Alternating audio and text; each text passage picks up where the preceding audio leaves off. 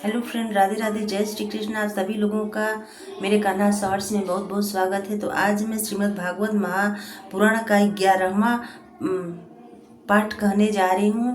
कृपया आप लोग वीडियो को ज़रूर देखिएगा। अगर पसंद आए तो प्लीज़ मेरे चैनल को लाइक और सब्सक्राइब करिएगा, क्योंकि देखिए मेरे पास न तो कोई माइक है न तो ही कोई अच्छा मोबाइल है, तो मुझे इससे कोई मतलब नहीं है। मुझे तो सिर्फ ये श्रीमद् भागवत महापुराण पढ़ना है और आप लोग को सुनाना है।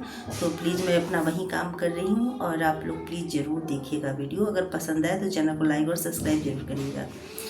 द्वारका में श्री कृष्ण का राजोचित स्वागत।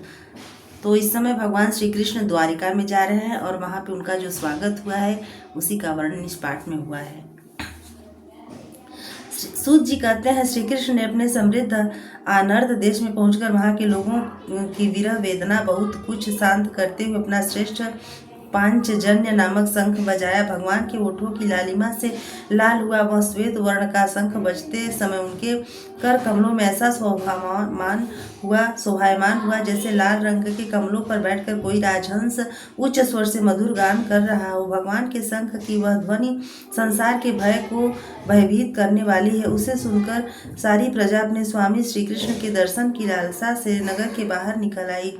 भगवान श्री कृष्ण आत्मा राम है, वे अपने आत्म लाभ से ही सदा सर्वदा पूर्ण काम है। फिर भी जैसे लोग बड़े आदर से भगवान सूर्य को भी दीपदान करते हैं, वैसे ही अनेक प्रकार की भेंटों से प्रजा ने श्री कृष्ण का स्वागत किया। सबके मुख कमल प्रेम से खिल उठे, वे हर्ष गदगद वाणी से सबके हृदय और संरक्षक भगवान श्री कृष्ण की ठीक वैसे ही स्तुति करने लगे जैसे बालक अपने पिता से अपनी तोतली बोली में बातें करते हैं। स्वामी, हम आपके उन चरण कमलों को सदा सर्वदा प्रणाम करते हैं जिनकी वंदना ब्रह्मा, शंकर और इंद्र तक करते हैं, जो इस संसार में परम कल्याण चाहने वालों के लिए सर्वोत्तम आश्रय है, जिनकी शरण ले लेने पर परम समर्थ काल भी एक बाल तक बाका नहीं कर सकता। विश्व भावना, आप ही हमारे माता सूर्य स्वामी और पिता है, आप ही हमारे सद्गुरु और परम आराध्य देव हैं। आपके चरणों की सेवा से हम कृतार्थ हो रहे हैं। आप ही हमारा कल्याण करें। हम आपको पाकर सनाथ हो गए, क्योंकि आपके सर्व सौंदर्य सार अनुपम रूप का हम दर्शन करते रहते हैं। कितना सुंदर मुख है, प्रेम पूर्ण मुस्कान से स्निग्ध चितवन, यह दर्शन तो देवताओं के लिए भी दुर्लभ है। कमल नयन श्री कृष्ण, जब आप अपने बंधु बांधवों से मिलने के लिए हस्तिनापुर अथवा मथुरा चले जाते हैं, तब आपके बिना हमारा एक एक क्षण कोटि कोटि वर्षों के समान लंबा हो जाता है। आपके बिना हमारी दशा वैसी हो जाती है जैसे सूर्य के बिना आँखों की भक्त वत्सल। भगवान श्री कृष्ण प्रजा के मुख से ऐसे वचन सुनते हुए और अपनी कृपामयी दृष्टि से उन पर अनुग्रह की वृष्टि करते हुए द्वारका में प्रविष्ट हुए।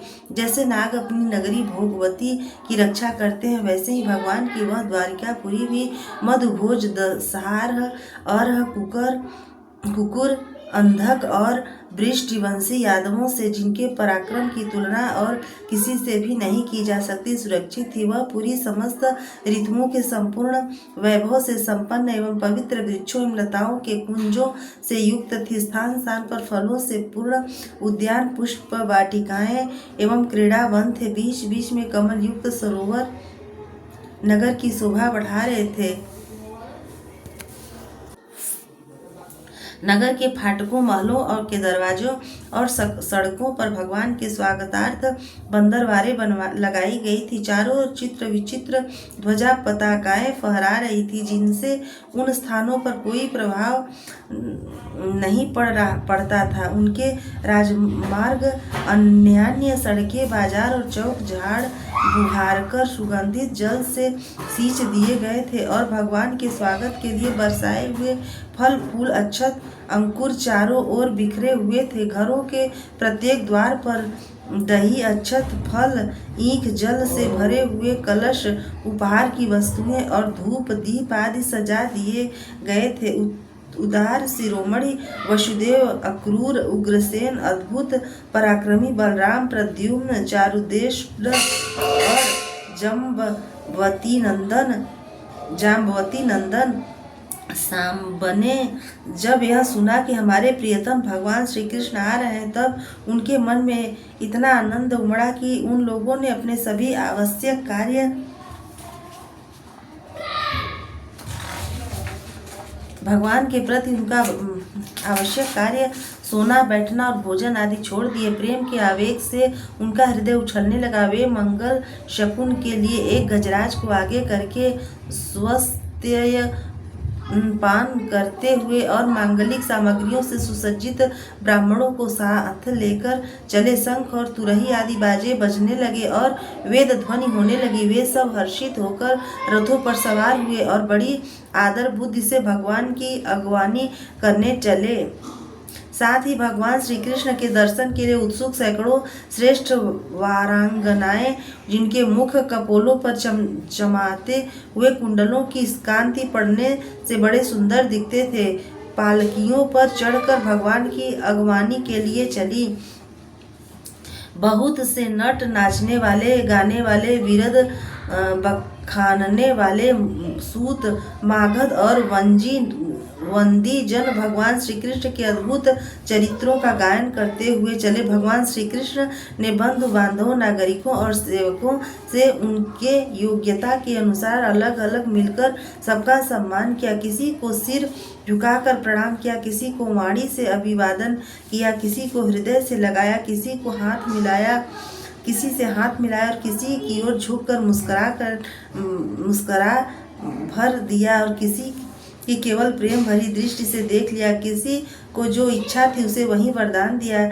इस प्रकार चांडाल पर्यंत सबको संतुष्ट करके गुरुजन, सपत्निक, ब्राह्मण और वृद्धों का तथा दूसरे लोगों का भी आशीर्वाद ग्रहण करते एवं बंदीजनों से विरुदावली सुनते हुए सबके साथ भगवान श्री कृष्ण ने नगर में प्रवेश किया। सौनक जी जिस समय भगवान राजमार्ग से जा रहे थे उस समय द्वारका की कुल कामिनियां भगवान के दर्शन को ही परमानंद मानकर अपनी अपनी अटारियों पर चढ़ गई। भगवान का वक्षस्थल मूर्तिमान सौंदर्य लक्ष्मी का निवास स्थान है। उनका मुखारविंद नेत्रों के द्वारा पान करने के लिए सौंदर्य सुधा से भरा हुआ पात्र है।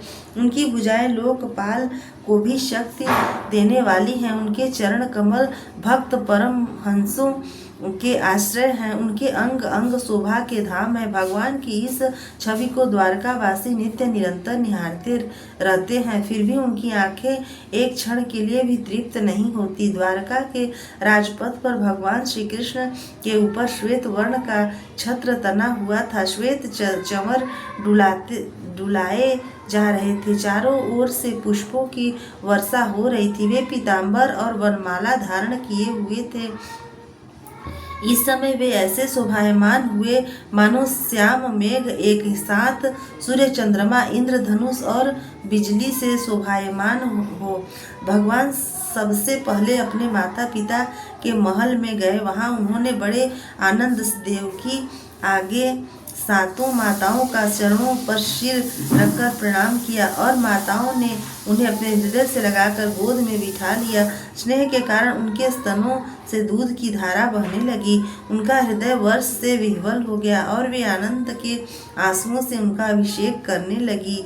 माताओं से आज्ञा लेकर वे अपने समस्त भोग सामग्रियों से संपन्न सर्वश्रेष्ठ भवन में चले गए। उसमें 16,000 पत्नियों के अलग अलग महल थे। अपने प्राणनाथ भगवान श्री कृष्ण को बहुत दिन बाहर रखने के बाद घर आया देखकर रानियों के हृदय में बड़ा आनंद हुआ। वे अपने निकट देखकर वे एकाएक ध्यान छोड़कर उठ खड़ी हुई। उन्होंने केवल आसन को ही नहीं बल्कि उन नियमों को भी त्याग दिया जिन्हें उन्होंने पति के प्रवासी होने पर ग्रहण किया था। उस समय उनके मुख और नेत्रों में लज्जा छा गई। भगवान के प्रति उनका भाव बड़ा ही गंभीर था। उन्होंने पहले मन ही मन, फिर नेत्रों के द्वारा और तत्पश्चात पुत्रों के बहाने शरीर से उनका आलिंगन किया। शौनक जी उस समय उनके नेत्रों में जो प्रेम के आंसू छलक आए थे उन्हें संकोच बस उन्होंने बहुत रोका, फिर भी विवशता के कारण वे ढलक ही गए। यद्यपि भगवान श्री कृष्ण एकांत में सर्वदा ही उनके पास रहते थे तथापि उनके चरण कमल उन्हें पद पद पर नए नए जान पड़ते। भला स्वभाव से ही चंचल लक्ष्मी जिन्हें एक क्षण के लिए भी कभी नहीं छोड़ती, उनकी सन्निधि से किस स्त्री की तृप्त हो सकती है। जैसे वायु बांसों के घर्षण से दावानल पैदा करके उन्हें जला देता है, वैसे ही पृथ्वी के भारभूत और शक्तिशाली राजाओं में परस्पर फूट डालकर बिना शस्त्र ग्रहण किए ही भगवान श्री कृष्ण ने उन्हें